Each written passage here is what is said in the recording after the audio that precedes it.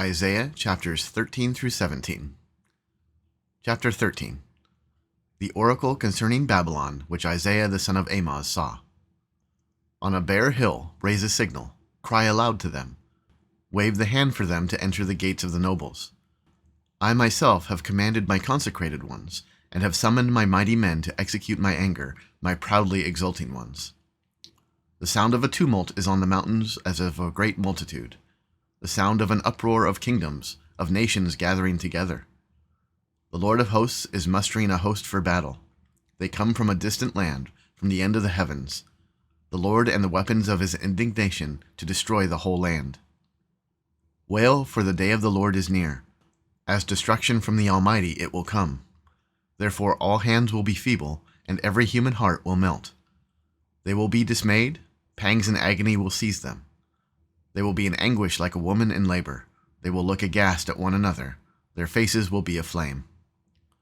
Behold, the day of the Lord comes, cruel with wrath and fierce anger, to make the land a desolation, and to destroy its sinners from it. For the stars of the heavens and their constellations will not give their light. The sun will be dark at its rising, and the moon will not shed its light. I will punish the world for its evil, and the wicked for their iniquity.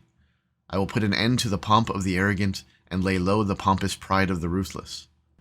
I will make people more rare than fine gold, and mankind than the gold of Ophir. Therefore I will make the heavens tremble, and the earth will be shaken out of its place, at the wrath of the Lord of hosts in the day of his fierce anger. And like a hunted gazelle, or like sheep with none to gather them, each will turn to his own people, and each will flee to his own land. Whoever is found will be thrust through, and whoever is caught will fall by the sword. Their infants will be dashed in pieces before their eyes. Their houses will be plundered and their wives ravished. Behold, I am stirring up the Medes against them, who have no regard for silver and do not delight in gold. Their bows will slaughter the young men. They will have no mercy on the fruit of the womb. Their eyes will not pity children. And Babylon, the glory of kingdoms, the splendor and pomp of the Chaldeans, will be like Sodom and Gomorrah when God overthrew them. It will never be inhabited or lived in for all generations. No Arab will pitch his tent there. No shepherds will make their flocks lie down there. But wild animals will lie down there, and their houses will be full of howling creatures. There ostriches will dwell, and there wild goats will dance. Hyenas will cry in its towers, and jackals in the pleasant palaces. Its time is close at hand, and its days will not be prolonged. Chapter 14.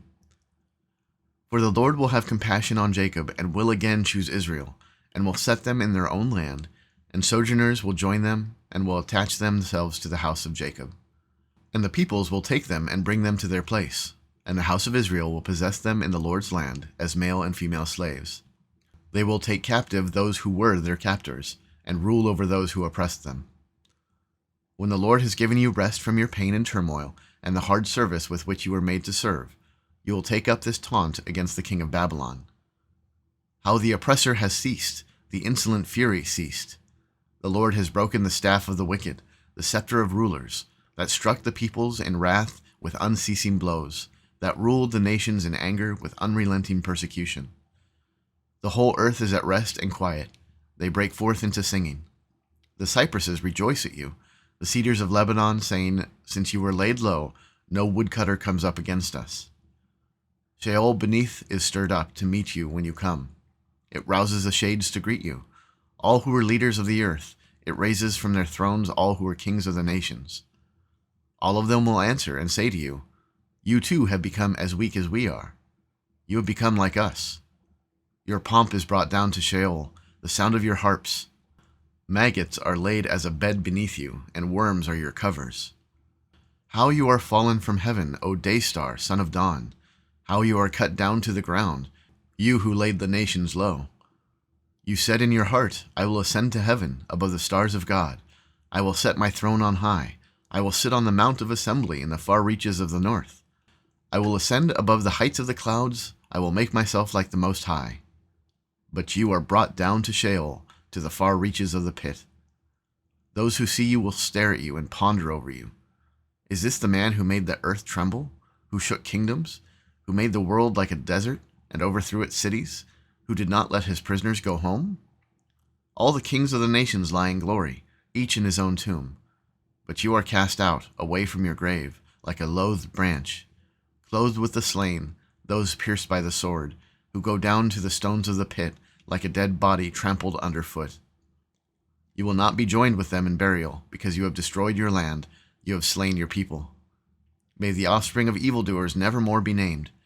Prepare slaughter for his sons because of the guilt of their fathers, lest they rise and possess the earth, and fill the face of the world with cities.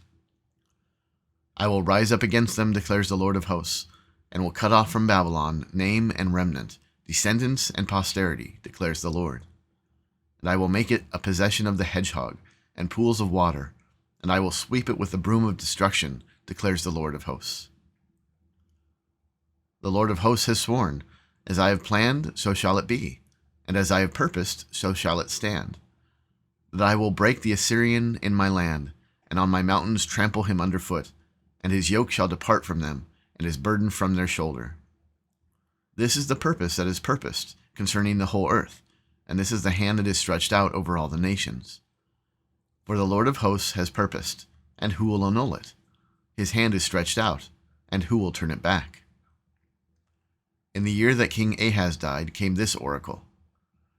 Rejoice not, O Philistia, all of you, that the rod that struck you is broken. For from the serpent's root will come forth an adder, and its fruit will be a flying fiery serpent. And the firstborn of the poor will graze, and the needy lie down in safety. But I will kill your root with famine, and your remnant it will slay. Wail, O gate! Cry out, O city! Melt in fear, O Philistia, all of you! For smoke comes out of the north, and there is no straggler in his ranks. What will one answer the messengers of the nation? The Lord has founded Zion, and in her the afflicted of his people find refuge. Chapter 15. An oracle concerning Moab. Because Ar of Moab is laid waste in a night, Moab is undone. Because Kir of Moab is laid waste in a night, Moab is undone. He has gone up to the temple and to Dibon, to the high places to weep. Over Nebo and over Medeba, Moab wails. On every head is baldness, every beard is shorn. In the streets they wear sackcloth. On the housetops and in the squares everyone wails and melts in tears. Heshbon and Elilah cry out. Their voice is heard as far as Jahaz. Therefore the armed men of Moab cry aloud. His soul trembles. My heart cries out for Moab. Her fugitives flee to Zoar, to Eglath-Shalishah. For at the ascent of Luith they go up weeping. On the road of Horonaim they raise a cry of destruction. The waters of Nimrim are a desolation. The grass is withered, the vegetation fails. The greenery is no more. Therefore the abundance they have gained and what they have laid up they carry away over the brook of the willows. For a cry has gone around the land of Moab. Her wailing reaches to Eglam. Her wailing reaches to Be'er Elim. For the waters of Dibon are full of blood. For I will bring upon Dibon even more, a lion for those of Moab who escape, for the remnant of the land. Chapter 16. Send a lamb to the ruler of the land, from Selah, by the way of the desert, to the mount of the daughter of Zion. Like fleeing birds, like a scattered nest, so are the daughters of Moab at the fords of the Arnon. Give counsel, grant justice, make your shade like night at the height of noon. Shelter the outcasts, do not reveal the fugitive. Let the outcasts of Moab sojourn among you, be a shelter to them from the destroyer. When the oppressor is no more, and destruction has ceased, and he who tramples underfoot has vanished from the land, then a throne will be established in steadfast love, and on it will sit in faithfulness, in the tent of David, one who judges and seeks justice, and is swift to do righteousness. We have heard of the pride of Moab, how proud he is.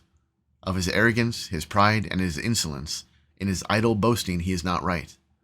Therefore let Moab wail for Moab. Let everyone wail. Mourn, utterly stricken, for the raisin cakes of Kir Hareseth. For the fields of Heshbon languish, and the vine of Sibmah, the lords of the nations, have struck down its branches, which reached to Jazer, and strayed to the desert. Its shoots spread abroad, and passed over the sea. Therefore I weep with the weeping of Jazer, for the vine of Sibmah. I drench you with my tears, O Heshbon and Elilah, for over your summer fruit and your harvest the shout has ceased. and joy and gladness are taken away from the fruitful field, and in the vineyards no songs are sung, no cheers are raised. No treader treads out wine in the presses. I have put an end to the shouting. Therefore my inner parts moan like a lyre for Moab, and my inmost self for Kir-Hareseth.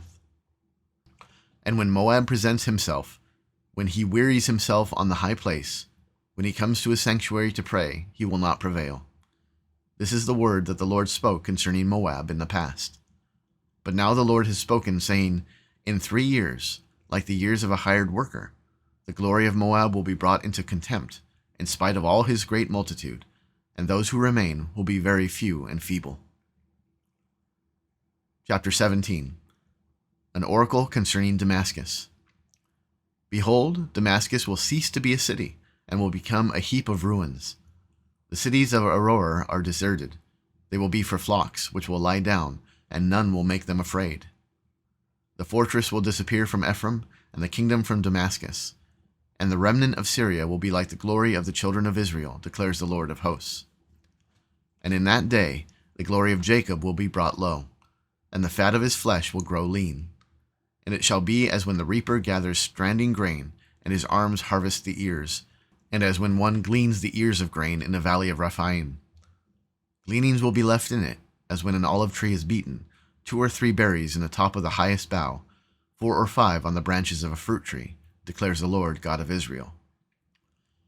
In that day man will look to his Maker, and his eyes will look on the Holy One of Israel.